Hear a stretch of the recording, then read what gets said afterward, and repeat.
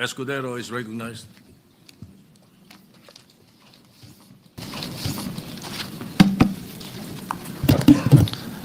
Thank you, Mr. Senate President. Thank you, distinguished Majority Floor Leader.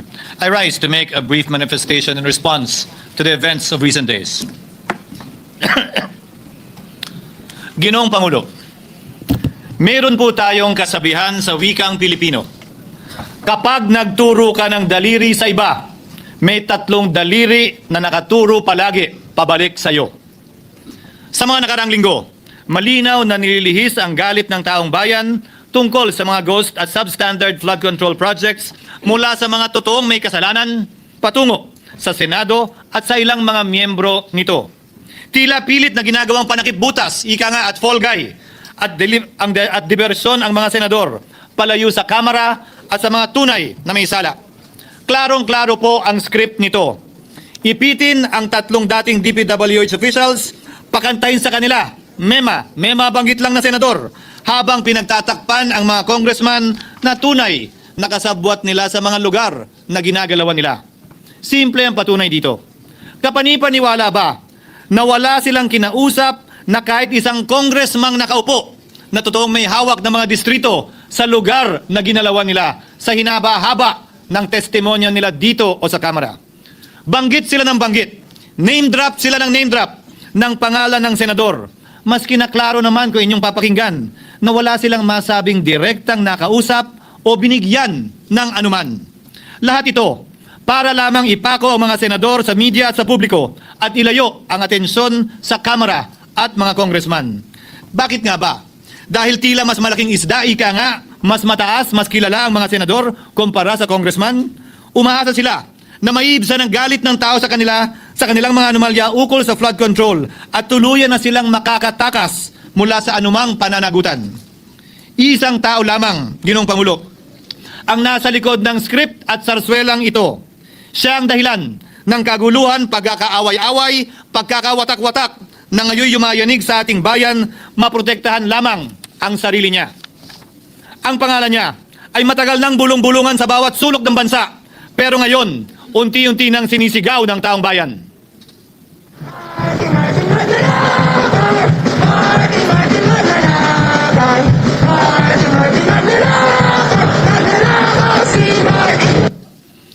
Pero Ginoong Pangulo, minamahal kong kasamahan, bakit tila sa Kamara, dito mismo sa Senado at sa ilang media ay hindi pa din nila kayang sambitin ang pangalan niya? Pues, sasabihin ko, Martin Romualdez. Minsan ang binanggit ng mga diskaya ito mismo dito sa Senado, ang kanyang pangalan. Pero agad itong pinabawi nung humarap sila sa Kamara. Binanggit ni Master Sergeant Gutesa ang kanyang pangalan. Pero ultimo notaryo, natunto nila at pinabawi nila ang pagnotaryo. Buti na lang, huli na't nasabi na niya ang pangalan ni Martin Romualdez na pinanumpaan dito mismo sa ating Blue Ribbon Committee. Hindi ba't si Ginoong Gutesa, hindi ba't si Sergeant Gutesa lamang, ang bukod tanging testigo na walang kinalaman, hindi sangkot sa flood control issue, walang hininging immunity, deal o proteksyon kapalit ng kanyang pagtestigo? Siya ang kauna-unahang nagtestigo na personal na naghatid ng pera sa bahay mismo ni Martin Romualdez. Ang salaysay niya, Ginoong Pangulo, ay kumpirmasyon ng matagal nang isinisiwalat ni Congressman Chanco at Mayor Magalong kung sino ang ulo sa paglilimas sa kaban ng bayan na ating naririnig na rin. 13,803,693 with Congressman Saldico as proponent. For the record, ang binabanggit po nating Representative Elizaldico, siya po yung chairman ng House Appropriations Committee. Walang kaduda-duda yan. Ito nga, hirap na hirap silang banggitin pa yung isa sa mga mastermind nila dyan, si Saldico, hirap na hirap pa silang banggitin. May isa pang mas mataas sa kanya? Hindi naman gagalaw yun kung walang, siyempre hindi naman gagalaw yun kung walang pahintulot yung mas mataas sa kanya. Just the House Speaker. Ginoong Pangulo, pahintulutan niyo po ako magkwento ng konti upang patotohanan ang mga salitang ito. Taong 2023 nung tinalaga si Ginoong Kiko Laurel bilang kalihim ng kagawaran ng agrikultura. Bilang suporta sa kanyang mandato, tinanong ko noon ang isang simpleng katanungan sa budget process natin. Bakit mas malaki ang pondo ng flood control kesa sa agrikultura? Why is it that the budget for flood control is bigger than the budget of the Department of Agriculture or the agriculture sector as a whole. The fifth biggest allocation, not even a department, is flood control. And allocating a measly 31 billion for irrigation, for rice. Why? Pagkatapos po noon, tinulungan ko siyang bawasan ng flood control budget at idagdag sa 2024 budget ng Department of Agriculture. Aniya, tumawag daw sa kanya si Congressman Zaldico dahil pinapatanong daw ni Speaker Romualdez, bakit binawasan ang pondo ng flood control? Ngunit wala nang nagawa si Congressman ko dahil sinabi niyang pasayan ng Pangulo.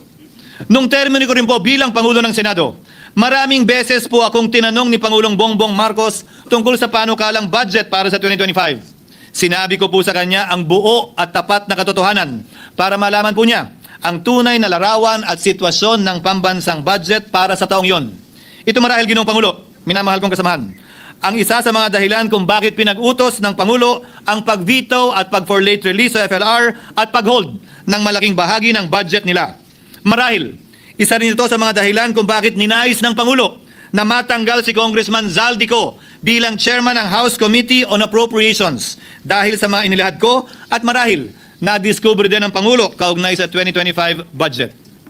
Hindi malayo, Ginoong Pangulo, na naganap din ang mga ito noong 2023, 2024 at mga nauna pang budget kung saan napakaraming ghost at substandard projects ayon kay Secretary Vince Dizon at ayon mismo sa talumpati ng ating kasamahan na si Senator Ping Lacson. Ngunit marahil ay walang naglakas loob na sabihin ng katotohanan kay Pangulong Marcos o magsumbong sa kanya kaugnay sa ilang mga bagay na ito bago ako. Nais ko din pong kumpirmahin ang sinabi ni Congressman Toby Chanco na ang pag-file ng impeachment complaint laban kay Vice President Sara Duterte ginamit na paraan ni Speaker Romualdez para mag-release ng pondo nila na naka-FLR or for late release bago mag-eleksyon. Maski na alam po niya na hindi po ito kayang talakayin ng Senado hanggang sa Hunyo pa mula nung simula. Ulitin ko, ginamit ni Martin Romualdez ang FLR at ang pangalan ng Pangulong Marcos upang itulak ang kanilang unconstitutional na impeachment complaint. Sabi nila, pumirma kayo dahil kung hindi lalabas ang pondo nyo na naka-FLR bago mag-eleksyon. Subalit, Ginoong Pangulo, hindi ito umubra. Hindi ito umubra dahil tinanggihan ito ni PBBM. Sinabi niyang walang ganyang uri ng usapan. At sinabi niyang hindi niya gagawin yon. Kaya hanggang ngayon, nananatili pa rin for late release ang mga questionableng pondo nila. And that is why, Mr. President, distinguished colleagues, at the height of the impeachment controversy and amidst the passion of some sectors to remove the Vice President at all costs, I urged prudence and level-headedness because I knew that greed and not accountability was the reason behind it. In the end, Mr. President, the Supreme Court vindicated us. The Supreme Court vindicated us by saying, among others, quote, "There is a right way to do the right thing at the right time. This is what the rule of just law means." Close quotations. Ginoong Pangulo, sinisi po sa akin ni Speaker Romualdez ang pagkakatanggal kay Congressman Zaldico. Sinisi po niya sa akin ang pag-FLR or for late release ng kanilang mga proyekto. Sinisi po niya sa akin ang pagkaka-dismiss ng impeachment complaint laban kay VP Sara na nakikita niyang makakatunggali niya sa susunod na halalan. Sinisi din niya po sa akin ang pagkakasira ng kanilang maitim na balakin sa 2025 budget na nagawa nila ng walang balakid na mga nagdaang taon. Ginoong Pangulo, naging tapat ako at ginawa ko lamang ang aking tungkulin kung ano ang tingin kong tama at nararapat para sa bansa at sa sambayanan. Subalit, sa kabila po nito, nagsimula na ang lahat ng bira, paninira at kaso laban sa akin at sa Senado. At ang nasa likod ng lahat ng ito, walang iba kung hindi si Martin Romualdez. Ika nga ni Mayor Magalong na ngayon lamang nakita ko sinisiraan na rin ngayon.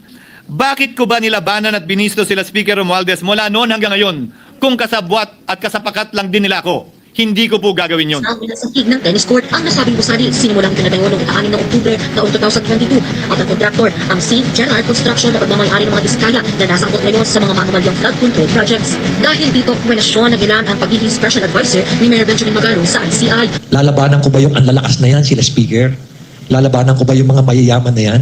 Kung ako'y bulok, I fought for what is right. Ano nga ba ang ginawa nila sa akin?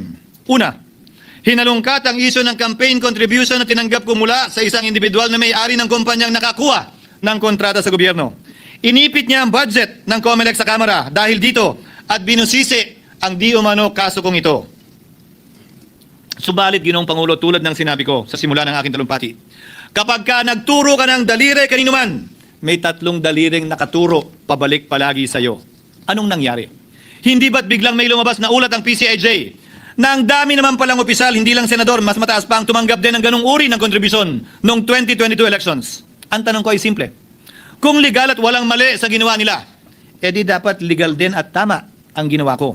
Pero bakit ako lang ang iniimbestigahan tungkol dito? Higit pa doon, Ginoong Pangulo, hindi ba tayon kay Mayor Magalong merong 67 na miyembro ng Kamara na kontraktor? Ito po ay mga miyembro ng Kamara na may construction firm na nakakuha ng kontrata sa gobyerno. Kung bawal talaga ito, ibig sabihin ba niyan, bawal na nilang gastusin ang sarili nilang pera para sa kanilang sariling kandidatura? Bakit hindi din binubusisi yun? Bakit hindi inaalam yun? Ako lang talaga? Pangalawa, inintriga ni Martin Romualdez ang dating liderato ng Senado dahil sa pagkakaupo at pagdinig ni Senator Marcoleta sa Blue Ribbon Committee dahil marahil sa pananaw niya ay hindi siya safe kay Marcoleta. Ngunit, Ginoong Pangulo, sa hindi niya inaasahang pagkakataon, nung araw ding yun, nagsalita ang mga diskaya, pinangalanan ng 17 congressman na kasosyo niya, kabilang ang pagbanggit na naman ng pangalan ni Martin Romualdez. Karamihan sa mga kawani ng DPWS na nabanggit sa itaas ay paulit-ulit na binabanggit ang delivery ng pera ay para sa kay Saldico na dapat at least 25%. Si Kong Marvin Rillo naman ay ilang beses na binabanggit ang pangalan ni Speaker Martin Romualdez bilang kanyang malapit na kaibigan. Isa na naman po itong patunay, Ginoong Pangulo.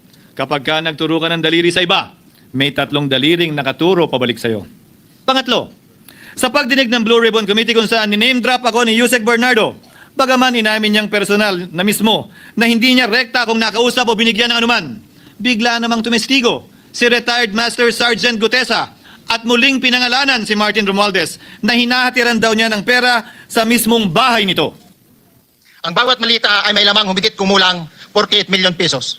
Kalimitang dinadala sa bahay ni Congressman Saldico, ibababa lamang namin ay 35 malita para i-deliver sa bahay ni House Speaker Martin Romualdez. Gamit ang script niya sa pagturo sa akin, ayan na naman.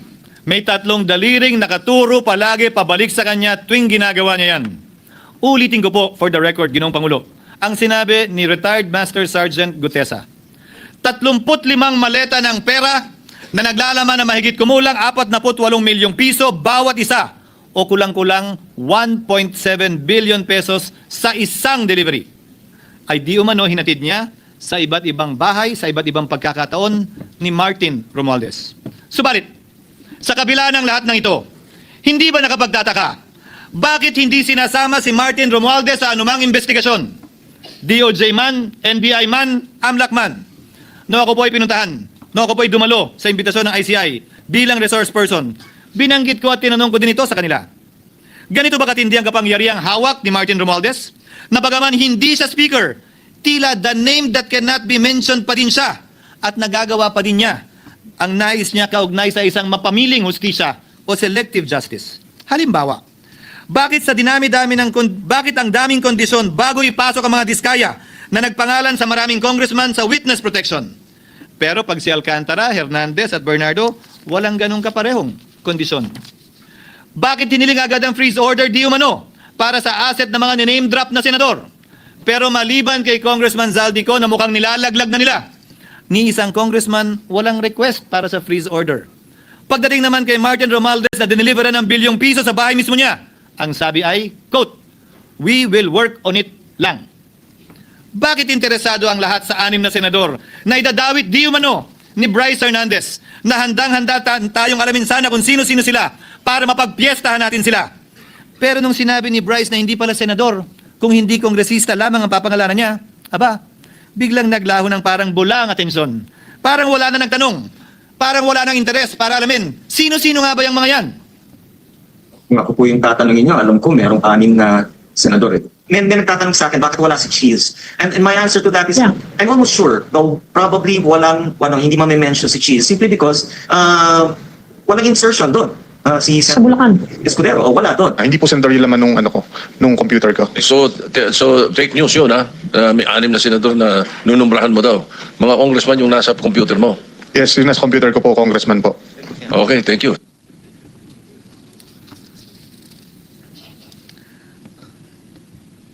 Nagkataon lang ba, Ginoong Pangulo, na ang mga nakaupong senador na dinidiinan sa ngayon ay ang dating Pangulo, dating Pro Tem, dating punong mayoriya ng Senado, na lahat nagkataon din lang ba na bumoto kontra sa depektibong impeachment ni Vice President Duterte o talagang tinumbok lang kami?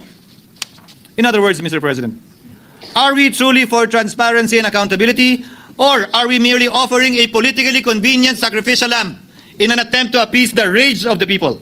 What is painful, Mr. President, is that along the way, reputations have been disparaged and tarnished. Innocent persons have been implicated, and the Senate is slowly but surely being destroyed. Nagkataon lang po ba na ang lahat ng ito o ito'y sumusunod sa isang script, direksyon at basbas ni Martin Romualdez? Sa kanyang script na naglalayong ilihis ang galit ng bayan mula sa kanya at sa mga kasabwat niya at ituri ito sa Senado at mga senador.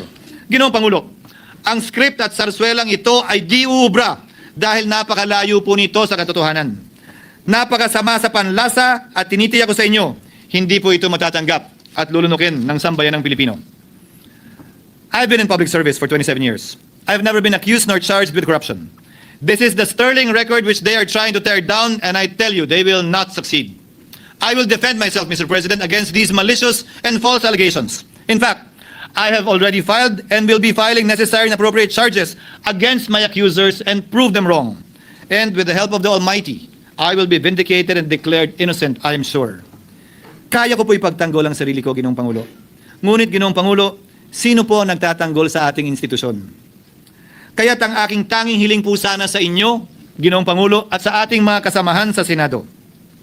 Labanan po ninyo at huwag niyong pahintulutang ang mapamiling hustisya na lantarang nangyayari sa harap natin ngayon. For what is happening now is selective justice and mob justice. Members of the Senate have been thrown off a cliff before the court of public opinion in an attempt to mollify the people's rage, thereby covering up the real perpetrators and giving them a chance to get away. Mr. President, I will not allow justice to be weaponized against the innocent to protect the guilty, because this corrodes the legitimacy of the law before our people's eyes. Wala pong naniniwala, bagkus lahat nagtatanong, bakit walang congressman nakasama sa investigasyon? But what about the other congressmen in Bulacan? Why haven't they been questioned? Called out, yeah. You think that they do not know what's going on?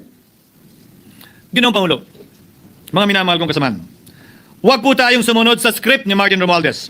Labanan po natin ang script na ito. Pasagutin at imbestigahan lahat ng niname drop at nabanggit, congressman man, senador man at iba pang opisyal, at dapat kasama dito si Martin Romualdez. Ginoong Pangulo, hindi ba natin nakikita na pili tayong pinag-aaway-away? Mayaman, mamamayan laban sa lingkod bayan. Lokal laban sa nasyonal na opisyal. Congressman laban sa kapwa congressman. At ngayon, senador laban sa kapwa senador. Pamilya laban sa pamilya. Pilipino laban sa kapwa Pilipino. Ginoong Pangulo, tandaan po natin, mas madaling manipulahin at ang nag-aaway at nagkakawatak-watak na bansa. At ito ang eksaktong gusto nilang mangyari. Ito, sa aking paniniwala, ay bahagi pa din ng script at sarswela na nais palaganapin ni Martin Romualdez. Maraming salamat po, Ginoong Pangulo, at magandang hapon po sa ating lahat. Thank you, Senator Francis Chis Escudero. Majority Leader. Yes, for minute suspension, Mr. President. Session is suspended for 1 minute.